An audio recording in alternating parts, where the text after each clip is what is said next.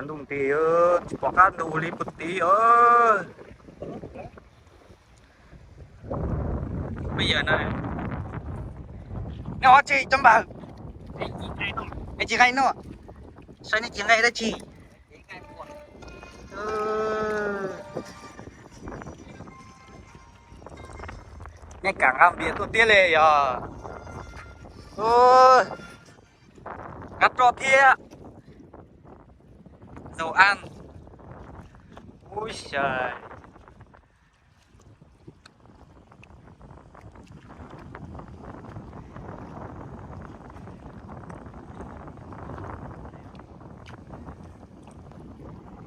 Con nó này. Cũng thế chị ngày đu xưa giờ. Không à? Không biết rồi.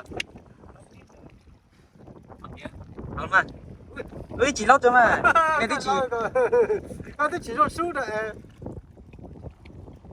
Tá cớ rồi. Xuống như thế. Chị nhó à. Chị nhó to à. Nhớ nữa coi là thôi. Ô là từ tụi con tụi này nhau bên nổ. Đang ngồi hỏi quả bê nó té như là con tí bê lắm.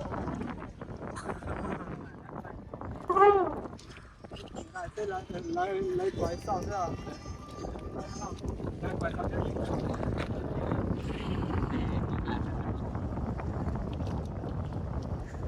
Chị đi chị tha. Vẫn có thủ nhập không.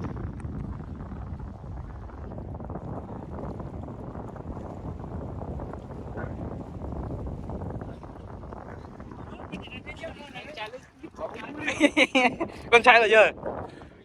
Con trai là lúc con trai là lúc 6 là. Cú lúc xưa à. Cú bể hoa hè. Lịch can. Đâu cú lúc xưa à. Ở từ miền Thái to. Ở từ to bỏ bé dùng trò chạy. Cú bể hoa lư. Sợ cái gì ở đây người ta có cấn là không được nướng gà nướng ăn đậu các thứ đâu mà. Cái này sao mà nó không được. Nó sẽ vượt lại chỉ Không vấn đề gì đâu. Ô biển này đẹp thật. Đi ngắm biển chơi thôi.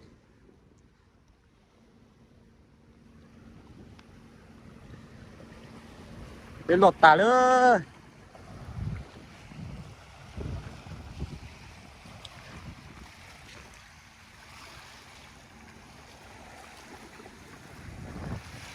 Ô chả to anh chua phê đặt. Anh nói đây đa thôi lù. Có to đèn chua thôi mà.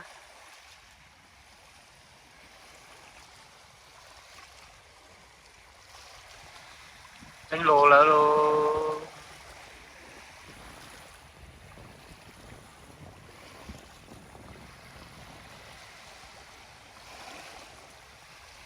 Có việc gì. Ơi có xe luôn đi. Tôi nhớ tên là chỉ một tờ lưu mà ơi. Chính chú trai rồi.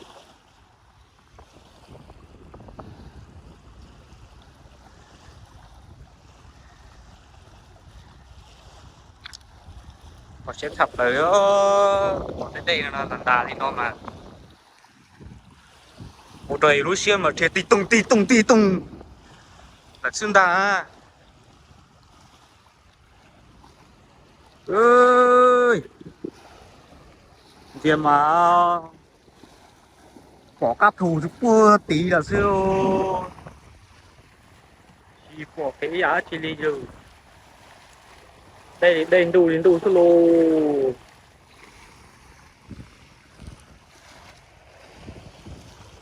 ơi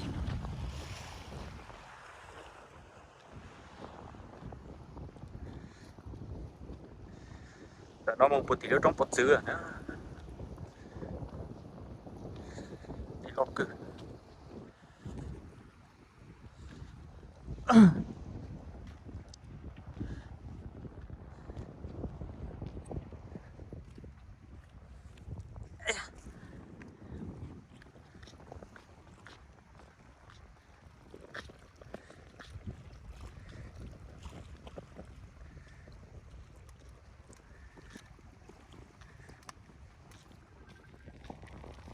nhưng không biết nó chỉ có ly chỉ có đa thôi này này ui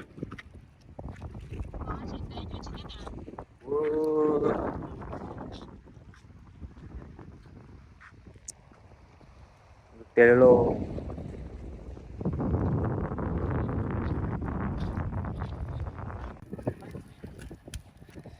sao xía nó chẳng nó sao xía nó lo yếu tốn nó lắm dạ Giờ mình sẽ là đi tàu cái gì cái chiếc cái chín nó cái phần cái gì nó thì cái chín ôi ôi lì chạy nói vừa trò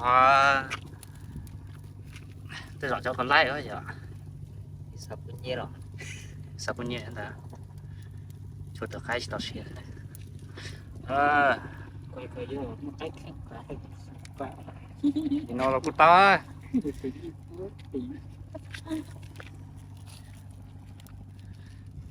hãy nhớ dùng xe gì bậc á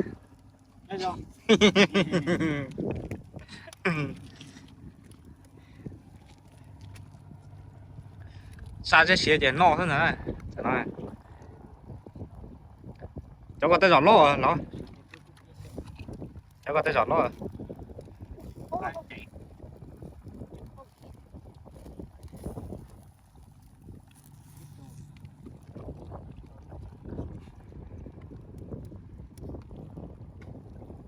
cái nữa cho nó bên nó cái tiền nó này nó sẽ làm mình cho hết tụi này yêu cơ giờ rồi trong trong trong trong trong trong trong trong trong trong ô nó cái tao hiểu chẳng nó à dục cho nó ôi ơi ho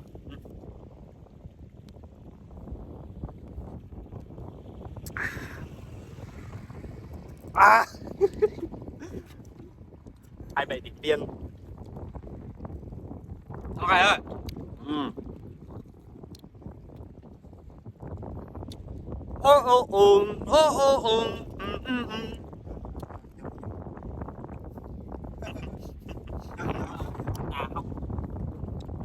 không có điểm gì cái chín nhưng mà con nhà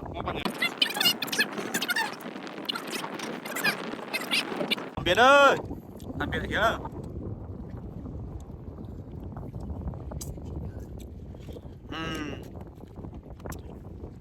ừ